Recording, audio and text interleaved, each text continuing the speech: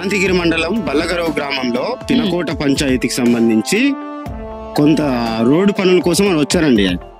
అయితే దానికి సంబంధించినటువంటి సమావేశం అయ్యింది. అతను కాలినడకన నడుచుకుంటూ వెళ్ళారు.